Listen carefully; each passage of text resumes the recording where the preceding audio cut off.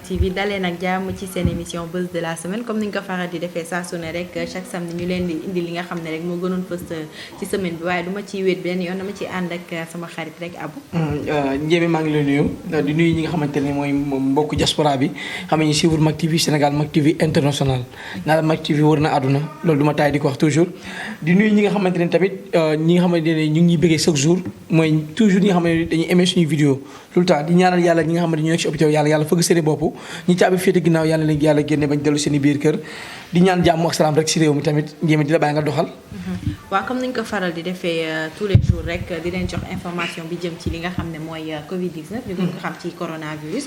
donc damay ñëw si situation du jour rek donc am nañ 226 tests réalisés maanaam ñaari téeméer ak ñaar fukk ak juróom-benn test rek nañ réalisé. am nañ 8 cas positifs maanaam juróom-ñetti cas ñoo positif 0 cas importé maanaam jamono ji rek amul benn cas boo xamante ne rek cas importé la maanaam jóge na bitim réew ñëw fii nii.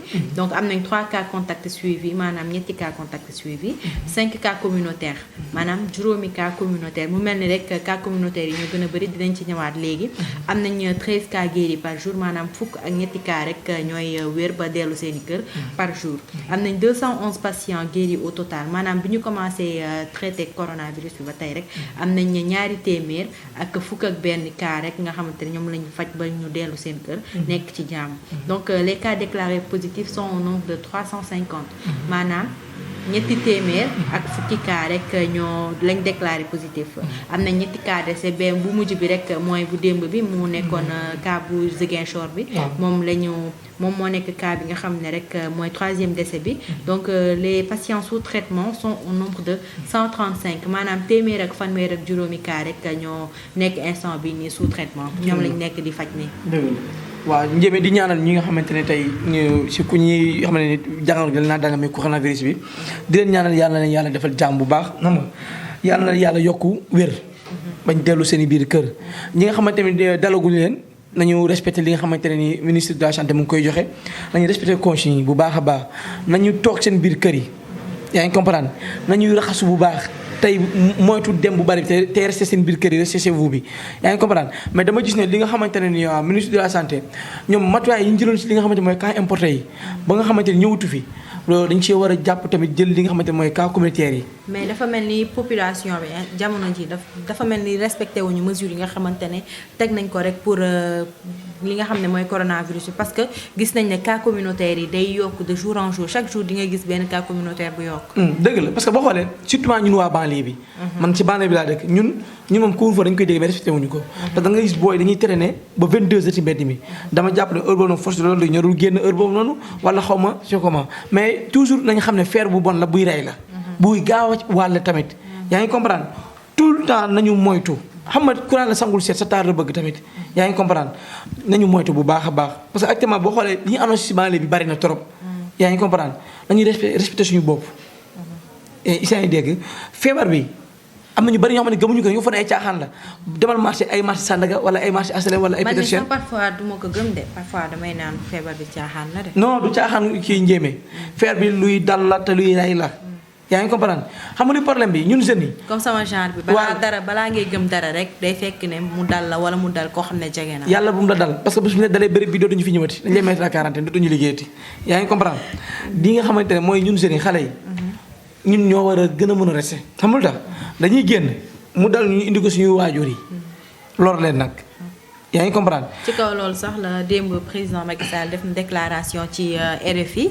ndax nee na couvre-feu bi mën jamono dina dem bu fekkee cas communautaire yi dafa gën a bëri. dina dem ba dina def heure bi 18h ba 7h du matin. man leen laay ñaan président. mu defal ñu ko. ñu dem confinement total donc yow bëgg nga mu def 18h ba 7h du matin mais est-ce que xalaat nga tam ñi nga xam ne. ñi ngi ci mbedd bi di lijjanti li ñu war a yóbbu seen kër. waaw kooku noonu. père de famille boobu wala mère de famille boobu noonu boo ko naree dugaloo ci këram parce que boo dee couvre-feu 18h bu fekkee koo xam ne ville lay liggéeyee war a ñibbi Kër Massar wala mu war a ñibbi Parcelles dina wàcc au moins 15h xamoo ay soxlaam na la toll. donc est-ce que tamit bu fekkee da nga naan nit ki. da nga koy ñibbiloo telle heure këram. nga am loo def si poche am wala nga am loo ko jox pour njabootam. dëgg la xam nga situation boobu bu ñu fa àggee peut-être président dañ si jël ay mesures yu mu dimbale doomu aadama yi. man benn affaire laa amoon lu ma koy ñaan mooy lan mu yóbbu gars yi une semaine confinement total. yaa ngi comprendre peut-être bu ñu demee confinement total dañuy xam ne li nga xamante ne mooy cas communautaire yi dina wàññeeku. parce que banlieue bi nañ ma baal si kàddu yi mais dañoo xaw a kii nag de dañoo xaw a sikk trop suñu genre yi dañoo sikk parce que am na ñoo xamante ne ni mooy loolu du ñu gëm noonu suñu yoon nekku ci ñun dañuy doxe suñu soxla dañuy non du foofu xam nga wax naa la ko sànq nee na ku naan a sangul seet sa taar la bëgg kon boog ñun waa banlieue bi dañuy respecté li nga xam ne mooy consignes yi nga xamante ne président Macky Sall mu ngi koy joxe ñëwoon nañ fi temps yi passé premier couvre-feu bi mu ñëwee pour homme de loi yi di dóore ñooy noonu dóore dafa opposé trop léegi affaire yooyu noonu ñu bàyyi dóore yi mais aj tamit dafa gën a yokku yaa ngi comprendre man sax su ma sañoon nañu yokk dóor yi waaw nañu dóore parce que waaw bu ñu dóoree xam nga Sénégal dafa ragal yar mais leneen loo ko wax loolu yar en tout cas ci ak nu mu mënti demee rek daal na def li nga xam ne rek dina ko arranger moom dina arranger population bi. donc dañuy des ci li nga xam ne mooy coronavirus bi rek parce que gis nañ temps yi ñi ngi déguerpir marché yëpp. ba marché Sandaga déguerpir nañ ko marché Gueule Tapée déguerpir nañ ko. mais li ci gën a fës rek mooy commerçant yi boo leen jógalee tey. suba da ngay ñëw fekkaat leen fa ñu toogaat. waaw loolu mooy mu mel ni gisuñu gravité bi nga xam ne moom mooy feebar bi. waaw loolu bokk na ci dëgër boobu tuuti yaa ngi comprendre parce que corona bi moo tombé affaire bi mais ñoom yàgg nañ leen jëlee foofu. yaa ngi comprendre ku nekk jox nañ la xaalis ne la demal nga wari feneen. yaa ngi comprendre am na marché boo xam ne dañ leen tabaxaloon fële nga xamante moo nekkoon yoonu Petersen bi pour ñoom ñi nga xamante ñooy ambulant yi ñu dem fa di fa daan seen i doole xam nga nii ko wax nag xam nga Sénégal dafa am benn affaire toujours maanaam bu état bi jëlee benn ndogal ñu la non ñun ay jul dañ fa daane suñuy doole léegi li ñu wax ne li la jaxase ki nga xamante mooy li jaxase suñu borom yaa ngi wax affaire bi du foofu di nga dëkk mooy toll foo xamante ne di nga développement dëkk mu ngi commencé si doomu aadama yi yaa ngi comprendre ba pare ñu soog a ñëw si li nga xam ne mooy dëkkuwaay yi mais doomu aadama en tant que seen jugee ñu maanaam li nga xamante ne toujours damay gis président waru def léegi am na ndogal yoo xam ne yoon la ñu teg ko doomu aadama yi parce que boo xoolee Dakar dafa rappaajoo lool sax ak feer bi nii ñoom nañu moytu seen bopp tamit. te sa genre gi dañoo dëgër bopp sax. waaw kay donc ba tey ñu des ci coronavirus bi démb gis nañ réseaux sociaux yu bari ñu reprendre li nga xam ne mooy déclaration Serigne Modou Kara. ndax nee na ci coronavirus bi sax la doon wax nee na moom mën na faj coronavirus. te am na sax jot na ci am sax ay cas. ba kii na kon am na ci kii. waaw loolu yëpp xam nga waxtaan la rek. xam nga day faj coronavirus. loolu la wax. waaw léegi na ko ministre de la santé yóbbu Fall am na ñu fa tëdd. am na ñu fa tëdd dañ ko yóbbu foofu rek non loolu kese la day faj. yàlla ñu d'accord nañ sëñ bi day faj. parce que nag yàlla suñu borom ku nekk am na lu mu la may. xëy na may nañ ko baatin boo xamante ne nii xam nga baatin boobu bu dee mu ngi ci moom. nañ ci mbàkk nañu ci dimbali. est-ce que tamit bu dee day balaa ñoo jeex. bu dee day. waaw mais. bu dee day faj tamit est-ce que du jël xam-xam boobu rek wala garab yooyu mu koy fajee dem partager ko ak suñu mbokku médecins yi rek. loolu lépp mën na nekk. bu fekkee baatin la jaahir la lu muy fajee mbàkk dimbali ñu si balaa ñoo jeex. waaw man daal loolu laa koy ñaan. ñoo ngi jeex de. waaw am nañ 3 décès. bu yàggee lim bu commencé benn ba ñaar ñett. commencé naa kii de. sakkan de ñoo ngi en danger sax nag kon na gaaw dimbali ñu. donc dañuy dem ci déclaration ki nga xam ne mooy Mansour Faye Mansour Faye démb génn na def na déclaration mais déclaration bi ci mbirum ceeb bi daal la nekkoon. fa la coow la nekk. waaw di nga ceeb ba mu nga tudd. fi mu ne moo xañ ñëpp jàmm. xam nga luy problème bi ñun Sénégalais dañoo xiif. amuñu waaw. saw suñ ku nekk mu ngi wër pepp bu mu lañ ci biir gémmiñam. loolu nag maanaam bu ci état bi jëlee ñu teg ko seeni loxo. nañ ko teg ci yoon. te bañ a def kumba am ndey kumba amul baay. est-ce que du loolu moo nar a am jamono jii nii. waaw parce que moo nar a amul ndey. parce que ceeb bi bëri na sa ceeb jot nga si. maa ngi xaar de jotaguma. man jotaguma. waaw te bëri naa ay ñoo xamante ne jotuñu. yaa ngi comprendre moo tax toujours ma ne la ñoom ñi nga xamante ne ñooy état bi. nañ yërëm néew di doole yi. gumba boo ko saraxatul bul fukki la mu yor. yaa ngi comprendre ñoom la yàlla jiital. ñun ñu dangu ne ñun àdduna mi ñii la yàlla jiital ñun sénégalais yi mais am njiit da am nu muy doxee de. yaa ngi comprendre mais njiit bu la gën a foqale kooku moo la gën a nekk baadoo la. ceeb bi sax dafa tax ba 400000 pétrole bi fàtte nañ ko. 400000 yi fàtte nañ ko de. ndax amoon na ku ñu ameeloon 400000 mais dafa mel ni ceeb bi moo tax ñu fàtte ko. mais démb Mansour Faye lii si déclaration bi li tax ñu gars yi gën ko reprendre sax.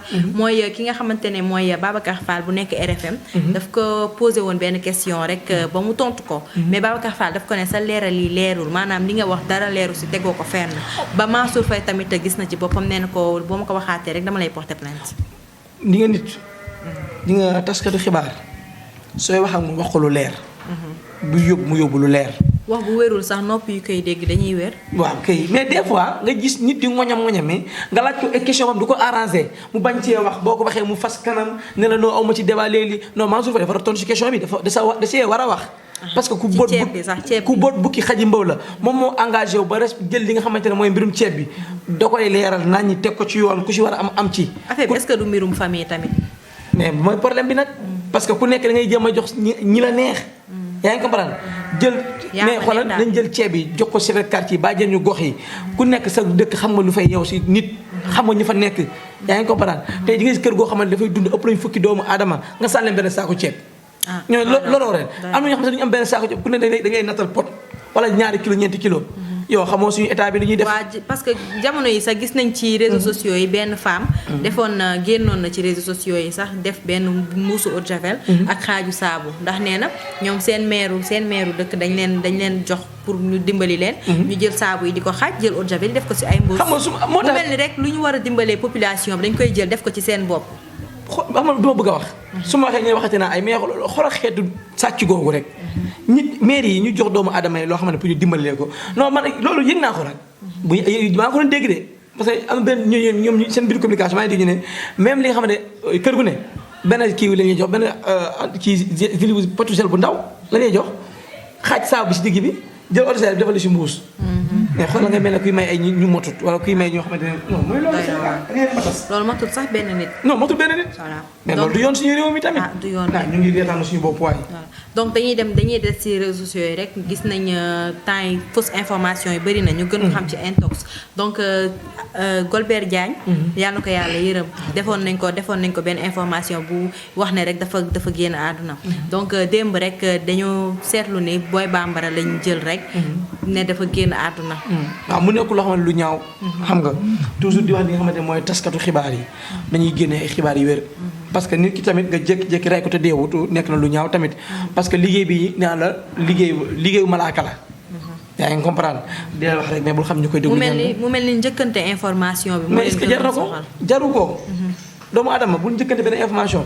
yaa ngi comprendre. moo tax Mak TV def na ci liggéey bu am solo ba déggante yi nga xamante mooy waa kër Boy Bambara ñuy waxtaan ak ñoom ñu ne mu ngi ci jàmm ak salaam xam nga tane na bu baax am na wér bu baax a baax di wax ñi nga xamante ne mooy yor mbirum liggéey bi. Boy Bambara sax xamal na ne moom c'est grâce à Balla Gaye 2 maanaam le lion de Guédiawaye c'est grâce à lui moom bu demee bay respecté ay rendez-vous am hôpital bu demee ba xaw a am tan sax c'est grâce à Balla Gaye mu mel ni rek gis nañ loo xamante ne mooy ndimbalante bi ci diggante sénégalais yi voilà dëgg la moom yi nga xamante ne moom Balla Gaye moo day dimbali yi nga xam ne toujours ak ancien gloire yi dañuy dimbal dim ciy def bu baax a baax di ñaanal Boy Bambara wér daal bu baax a baax xam nga ñi nga xamante ni ñoo wax loolu noonu bu ñu wax nañu xool dañuy wax di nga fen baaxut nit day wax dëgg bëgg sa journal jar wala bëgg sa site internet yi suivre ko wala léegi bu mu jar ngay fenal nit ki xam mënuñu def ne Mak TV joxe ay journal yu wér te wóor doy na tamit donc dañuy des rek réseaux sociaux ba tey parce que gis nañ démb moo nekkoon 17 avril boo ko waxee sa xel dina dem ci Cheikh Béthio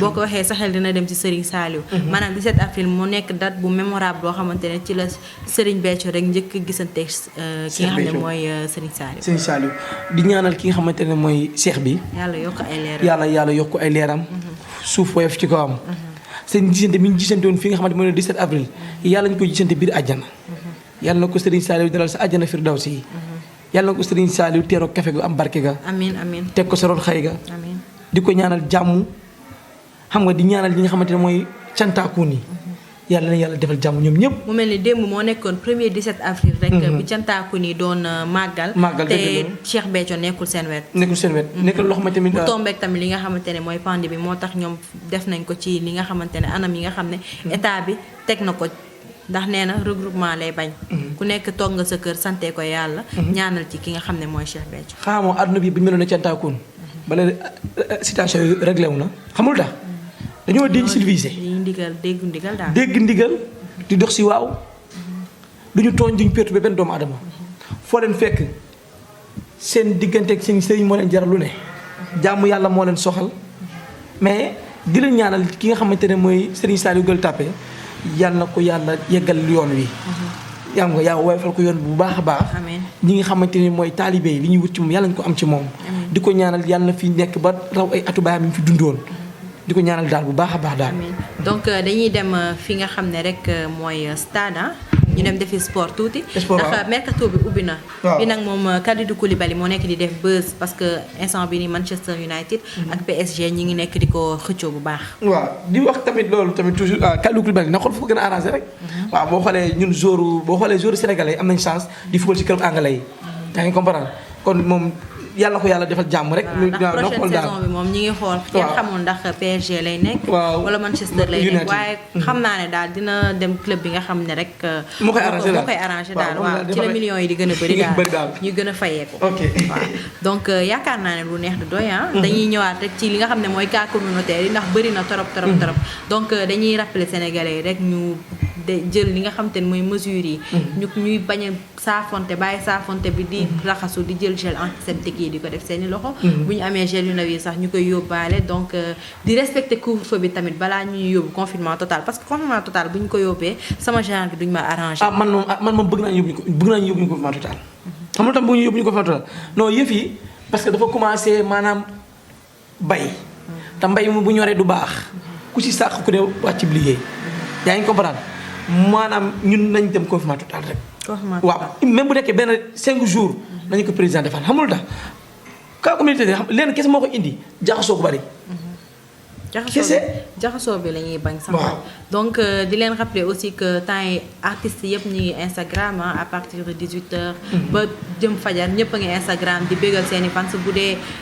acteur la mi ngi toog di waxtaan ak ay fansam bu dee waykat la tamit mi ngi toog rek yor gitaaram wala yor xalamam rek di woyal ñi nga xam ne ñooy fansam ba tax na rek kii di Pape Diouf tamit tey dina def concert bu mag a mag en ligne la koy defee donc fansam yëpp mën nañ dem kar ko ci li nga xam ne mooy internet bi voilà donc yaakaar naa lu neex di doy donc li lañ leen indiloon ci buzz de la semaine damay bàyyi Abou mu tàggatoo rek waaw jërëjëf Ngoné kii Ndiémé fii foofu nga indi laay dugg ak tuuti mooy li nga xam ne mooy Pape Diouf mu ngi koy def Pape Diouf mu ngi def lu am solo xam nga nekkoon na le 4 avril la doon tëgg fële mooy nekk arena mais yàlla dogal li nga xamante ne mooy tey feebar bi moo tënkoon yëf yi xam nga di nuyu ñi nga xamante ne mooy staffu Pape Diouf mooy waa suba teel yi di nuyu maxu bu baax a baax muy Matar ak Boucher depuis États-Unis di ko bëggee bu baax a baax a baax xam naa ne Boucher moom yàkkamti na kii bi moom waaw billaay fi mu ne xam naa tey boppam mu ngi metti de fa mu nekk foofu xam nga dama gis naa tamit que moom suñu maanaam ami Instagram la suñu kii la maanaam boo xam ne nii suñu internaute la waaw suñu internaute la daal parce que tout le temps damay day dugg suñu vie suñu affaire di suivre lu bari daal di ñaanal ñëpp jàmm ak salaam ñi nga xam ñu ngi bitim réew yàlla leen yàlla defal foofu tawféex wàcce leen feebar bi ñi dee tamit ci feebar bi yàlla leen yàlla xare àjjana mais képp ku ci dee rek jàpp na ci jihaat nga dee deewoo ci lu ñàkk fayda wala deewoo ci leen yàlla moo indi benn loo xam balaa la teg ko sa kaw ngëneel la rek waaw ngëneel la daal di ñaanal ñëpp jàmm ak salaam di ñaanal suñu caméraman bi Gora Mbaye yàlla dafa ko jàmm bu baax parce que bu image yi leeree bu rafetee moom la tamit il faut ñuy sërëxal ko ci la bokk donc ñoo ngi leen jaajëfal bu baax lii lañ leen indiloon tey ci buzz de la semaine di yaakaar ne rek def nañ comme d'habitude indi leen li nga xam ne rek moo gën a fës ci semaine bi di leen jox dig daje rek très prochainement si yeneen programme Mak TV restez connectés